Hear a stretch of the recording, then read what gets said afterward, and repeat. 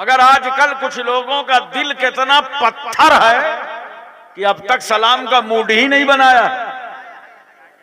एक पत्थर मक्के में वो है जिसे रसूलुल्लाह ने चूमा है। बोलो मोहब्बत से सुभान अल्लाह। हजरे अस्वद को नबी ने चूमा है। और देखो, जहां मेरे रसूल ने हजरे अस्वद को चूमा, वहीं पैगंबर ने फातिमा के बेटे हुसैन को चूमा।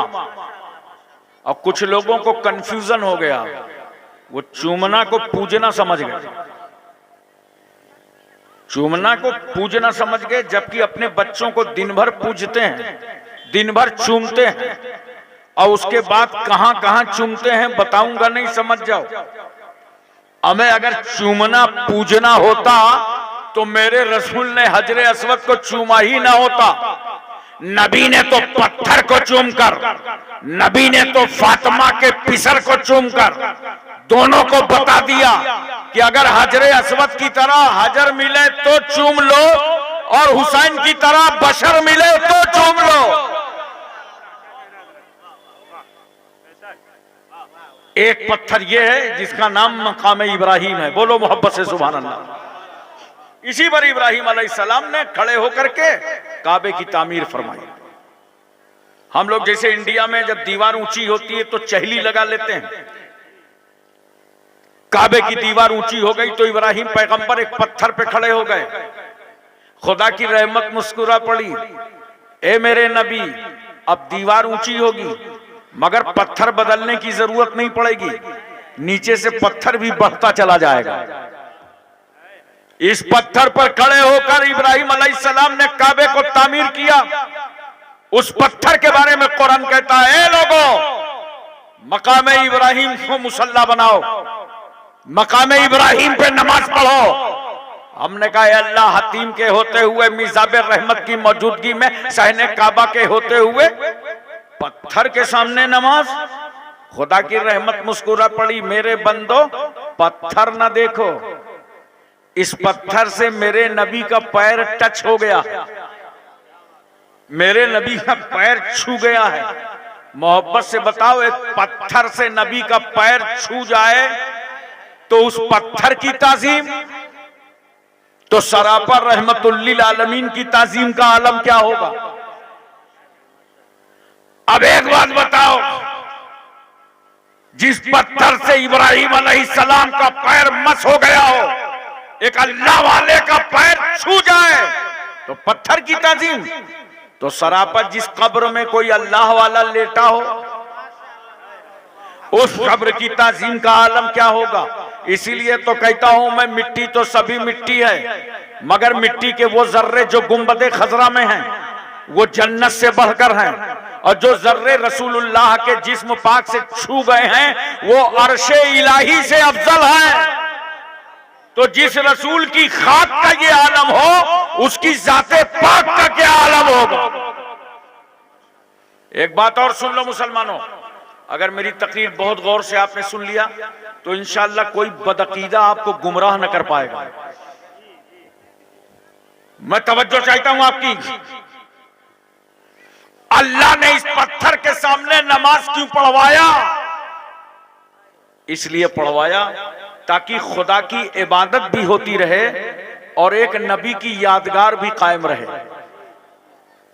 पता चला नेक बंदों की यादगारों को कायम रखना सुन्नते किबरिया है। आज कुछ लोग यादगारों को मिटाने में लगे हैं, मगर यादगारों को मिटाया नहीं जा सकता। एक साहब मेरे पास आए, कहा उर्स नहीं होना चाहिए। मैंने कहा क्यों? बोला औरतें जाती हैं। तो मैंने कहा शादी नहीं होना चाहिए।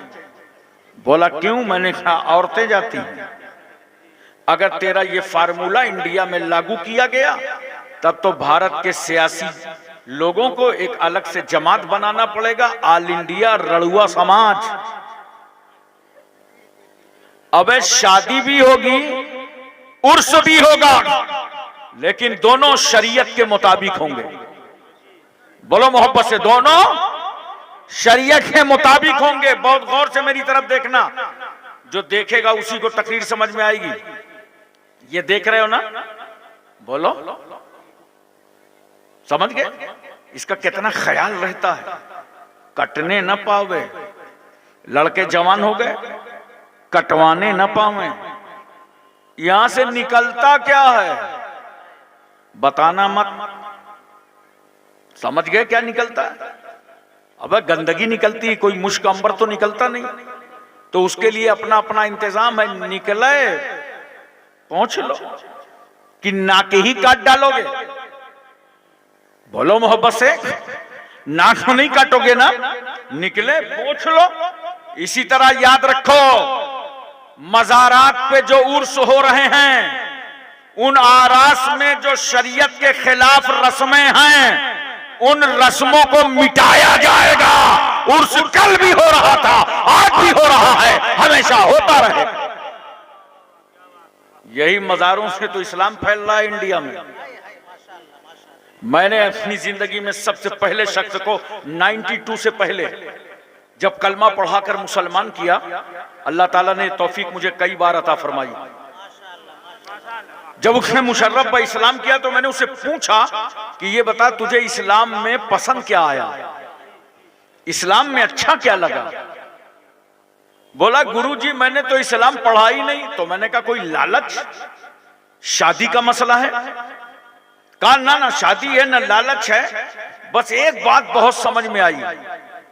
ये जाजमऊ शरीफ कानपुर में उत्तर प्रदेश में एक मजार है, हजरत मखदूम शाह आला रहमतुल्लाह अलैह का। बहुत पाए के बुजुर्ग हैं।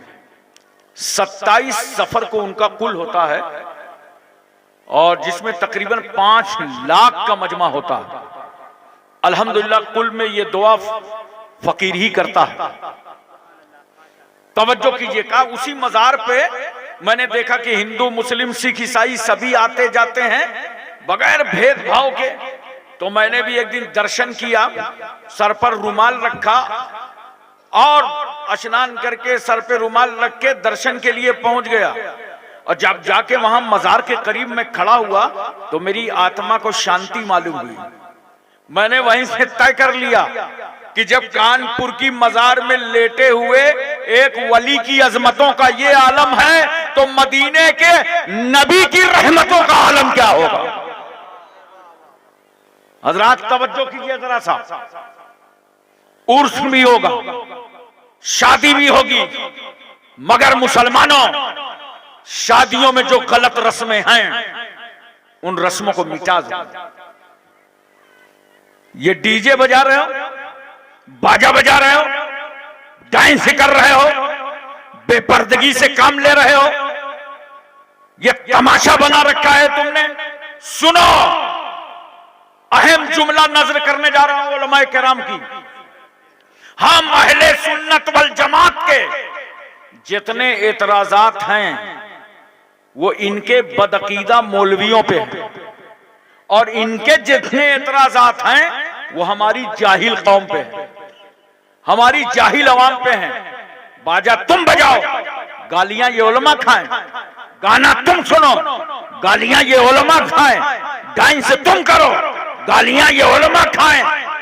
बंद करो और तय कर लो इंशाअल्लाह कल सुबह से हमारा हर कदम शरीयत के मुताबिक गुजरेगा। अब एक बात मैं आपसे पूछना चाहता हूं, मोहब्बत के साथ बताओ मुझे, बोलो पूरी तवज्जो है ना? पानी पीते हो? कितनी आसान बात मैं पूछ रहा हूं, पानी पीते हो ना? अरे बोलो जोर से। वादी का, नदी का, चश्मे का, इलाके का, कुएं का, हैंडपैप का, नगर पालिका की टंकी का पीते हो ना? खड़े होके पीते हो कि बैठ के?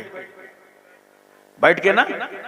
अगर अब तक खड़े होके पीते रहे हो तो आज जलसे में तय कर लो कि इंशाअल्लाह अब जब पानी पिएंगे तो बैठ के पिएंगे और 3 सांस में पिएंगे।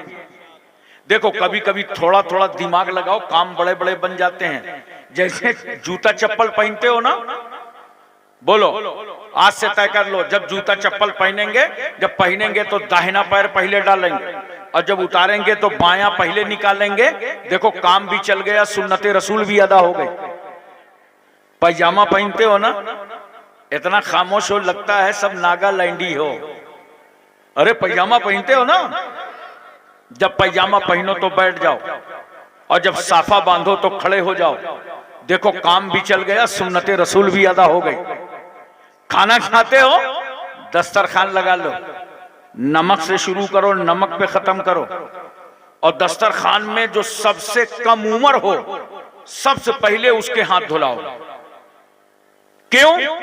अगर तुमने छोटे बच्चे के पहले हाथ नहीं धुलाए तो छोटा बच्चा बैठे बैठे सोचेगा या अल्लाह जहां ऐसी ऐसी पर्सनालिटीज हो, खुदा खैर करे, उधर का माल इधर सप्लाई होगा या नहीं, तो बच्चे का दिल टूटेगा ना। इस्लाम दिल तोड़ने नहीं आया, इस्लाम तो टूटे हुए दिलों को जोड़ने के लिए आया। पहले बच्चे के हाथ धुलाओ, और जब खाने से फारिग हो जाओ तो जो सबसे बुजुर्ग हो, सबसे तुम में बड़ा हो, पहले उसके फिर उसके हाथ धुलाओ, ताकि उसकी अजमतों का परचम भी लहराता नजर आए। बहुत सारे लोग जानते हो दस्तरखान तो साफ कर देते हैं मगर प्लेट नहीं साफ करते। आप जब प्लेट साफ करेंगे तो ये प्लेट अल्लाह की बारगाह में आपके लिए दुआए मगफिरत करेगी कि अल्लाह जिसने मुझे इज्जत अता की है मौला उसकी तू मगफिरत फरमा। एक बात मैं और आपसे पूछना चाहता हूं, बोलो ज़हन हाजिर है ना? आजकल हमारा समाज कितना बिगड़ता जा रहा है, कितना खराब होता जा रहा है, कितना माहौल तबाह बर्बाद हो रहा है। हमको कपड़े पहनने का सलीका नहीं आया है। नौजवानों से पूछो तो ये फटी हुई पैंट खरीद के ला रहे हैं। क्या तमाशा बना रखा है यार, बड़ा अफसोस है। चाहे जितने मजमे में चले जाओ, 80% मजमा ऐसा मिलता है जिसमें लोगों को वजू का तरीका नहीं मालूम, गुस्ल का तरीका नहीं मालूम, नमाज अदा करने का तरीका नहीं मालूम। आप सीखो तो उलमा की बात सुनो, वाह वाह आहा करके अभी 2 मिनट में भाग के चले जाओगे। अरे कुछ उलमा की सोहबत इख्तियार किया करो, अपनी आखिरत बनाने के लिए सोचा करो, उलमा के बयानात सुना करो। मैं अर्ज कर रहा था, आज हो क्या तुम्हें गया, फटी हुई पैंट पहन रहे हो, और इतनी टाइट पैंट की समझ ही में नहीं आता कि इसने पैंट को पहना है कि पैंट ने इसको पहना। मैं मुंबई में भिंडी बाजार से निकला, गाड़ी में बैठा, एक बच्चा खड़ा था, बोला हजरत कोरला जा रहे हैं क्या? मैंने कहा हाँ। बोला मैं भी चलूं, ले लीजिए। मैंने कहा बैठ जाओ, जगह खाली है। रास्ते में मैंने उससे पूछा कि कहां से आ रहे हो? बोला वो ईद आ रही ना, शॉपिंग करने गए थे, कपड़े खरीदने गए थे। मैंने कहा क्या खरीद के लाए हो? देखें। उसने मुझे कपड़ा दिया, जैसे उसकी पैंट देखा मैंने, जींस पैंट तो 2 जगह से फटी हुई थी। अबे मैंने कहा तू ठग गया। कहा क्या हुआ? अरे मैंने कहा ये फटा हुआ कपड़ा लेके चला आया है। तो जानते हो कम उम्र बच्चा था लेकिन वो ऐसे कर रहा था, यानी वो मुझे को बेवकूफ समझ रहा था। आप देख रहे हो क्या हो रहा है। मैं आपकी तवज्जो चाहता हूं और आपके जहन पर इस बात को उतारना चाहता हूं, कपड़े ऐसे पहनो जिसमें तहारत में भी आसानी हो और इबादत में भी आसानी हो। आजकल तो जींस पहनकर लोग दूल्हा बन जाते हैं। हमारे यहां उत्तर प्रदेश में एक मौजिन साहब थे, दूल्हा उल्हा जल्दी से बनाया, कहा चलो मस्जिद सजदा करने के लिए। अब जिंदगी बीत जाती है, जुमा के पढ़ने की तक तो तौफीक नहीं होती है। वो जींस पहन करके सजदा करने के लिए गया। मौजिन साहब भी सोच रहे थे कुछ भी हो जाए, 51 हाथ से न जाए। ले गए, जल्दी से उसको सजदे में झुकाया, वो संभल नहीं पाया, पैंट पहने था, पेशानी के बजाय दांत के बल गिरा, सामने वाले दोनों दांत टूट गए, वहीं दोनों दांत शहीद करा चुका। क्या तमाशा है ये। इस्लामी लिबास में आ जाओ मुसलमानों, इस्लामी तौर तरीके में आ जाओ। तमाम नौजवान यहां बैठे होंगे, तमाम ऐसे लोग होंगे जिन्हें जो अपने बेटों को दूल्हा बनाने वाले हैं। अब मैं उनसे गुजारिश करता हूं कि सुनो बच्चों, जब तुम दूल्हा बनने की तैयारी करो, गुस्ल कर लो, वजू कर लो, अच्छे शरई कपड़े पहन लो, साफा बांध लो, और सबसे पहले महल्ले की मस्जिद चले जाओ और वहां जाकर 2 रकात शुक्राने की नमाज अदा करो। तब्दीली लाओ अपने अंदर, बदलो अपने को। बाल देखो कैसे रख रहा है नौजवान, देखा बाल? इधर से काट के, उधर से काट के, आगे से काट के, पीछे से काट के, लगता है किसी समंदर का जजीरा। और गौर से न देखो तो पता चलता है कि मुर्गी का झुआ ऐसा बनाए हुए हैं। ये बाल कहां से सीख के आए हो? ये बात हमने किसने तुम्हें सिखाया है? ये बाल कहां से समझ के आए हो? आज इतनी बड़ी कॉन्फ्रेंस में बैठे हो, मेरा पैगाम लेकर के जाओ। सुन लो कान खोल करके मुसलमानों, 3 तरीके के बाल साबित हैं। बाल रखना है तो 3 तरीके के बाल रखो।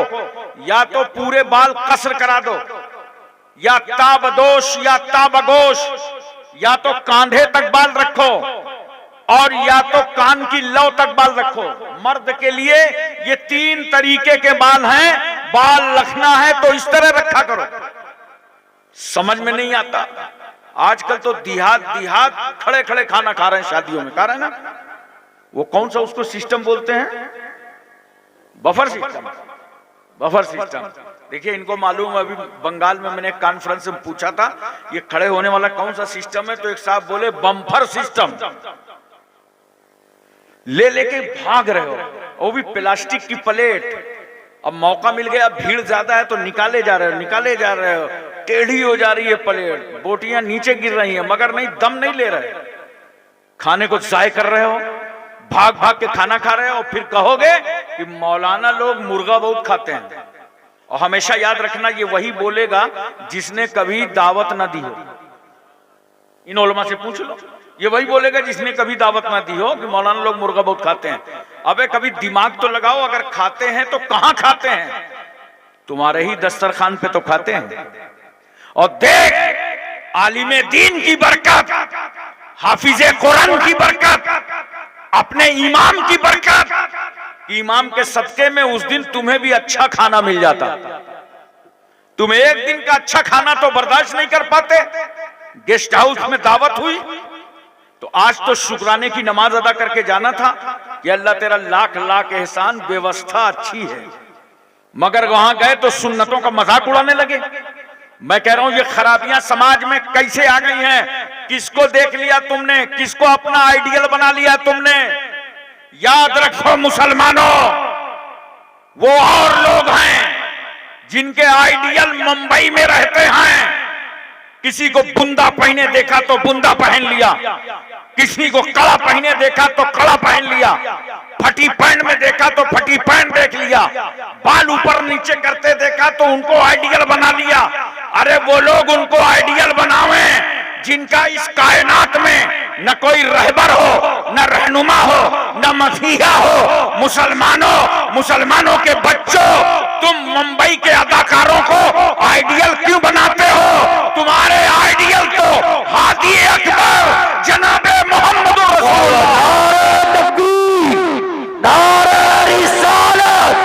मसलके आला हज़रत तालीमुल कुरान कॉन्फ्रेंस, जश्न दस्तारे हिफ्ज़, नारे तकबीर, नारे रिसालत। माशाअल्लाह। तुम्हारे आइडियल सैयदना सिद्दीक़ अकबर हैं, फारूक आजम हैं, उस्मान गनी हैं, मौला अली हैं, हजरत साद हैं, सईद, तलहा, जुबैर, अम्मार, बुजर, Khalid bin Walid, Abu Ubaida bin Jarrah, Abdurrahman bin Auf, Suhaib Rumi, Salman Farsi, Bilal Habshi, Hazrat Anas, Abu Huraira, Abu दर्दा, अमीर हमजा। तुम्हारे आइडियल सैयदना गौसे आजम हैं, ख्वाजा अजमेरी हैं, आकाए नक्शबंद हैं, मौला सोहरवर्द हैं, कुतुबुद्दीन बख्तियार काकी, महबूब इलाही, साबिर कलियरी, जिंदा शाह मदार, वारिसे देवा, मखदूमे के चौचा, मखदूमे जजमऊ, नसीरुद्दीन चिराग देहलवी, शाह जमालुल्लाह रामपुरी, मुनव्वर अली शाह इलाहाबादी, शरफुद्दीन याहया मुनैरी, अलाउल हक पंडवी, अखी सिराजुद्दीन, मखदूम माहिम, बाबा बहाउद्दीन, बाबा ताजुद्दीन, मखदूम शाह मीना, सैयद सालार मसूद गाजी, सरकार महरेरा। तुम्हारे आइडियल इमाम रब्बानी, मुजद्दिद अल्फसानी हैं। तुम्हारे आइडियल मुजद्दिद इस्लाम इमाम अहमद रज़ा। सुभान अल्लाह, सुभान अल्लाह। बहुत खूब। बदलो अपने आप को, बोलो तब्दील करो, मुसलमान बन के जिंदगी गुजारो। मैं आ रहा था झांसी से ग्वालियर जा रहा था, 25 साल की बात है। सामने की बर्थ में 4 लड़के बैठे और जुआ खेल रहे थे। जब ग्वालियर करीब आए तो उनसे मैंने पूछा कि ये बताओ बच्चों, शंकरपुर कहां है? तो एक ने मुझसे पूछा, क्या हजरत जलसे में जा रहे हैं क्या? मैंने कहा हाँ जलसे में जा रहे हैं। कहा जलसा तो हम ही लोग करा रहे हैं।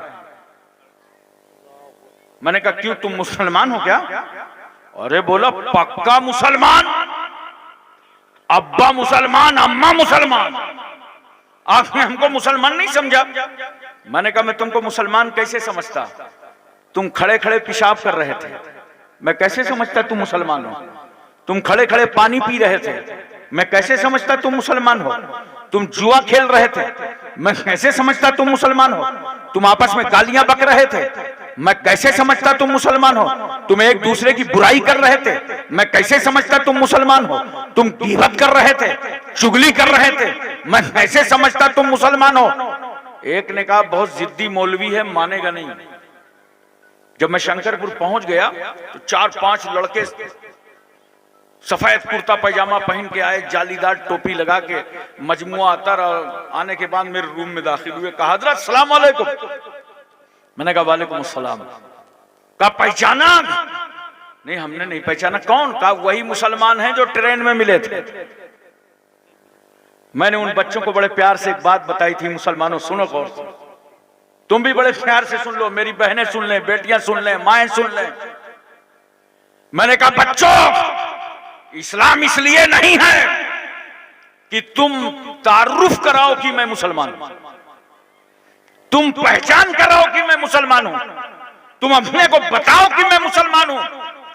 इस्लाम तारुफ कराने की चीज नहीं है, इस्लाम अपनी जात में दिखाने की चीज। वाह वाह वाह, सुभान अल्लाह सुभान। जब उठो, तुम्हारे उठने का तरीका बता दे ये मुसलमान उठा है।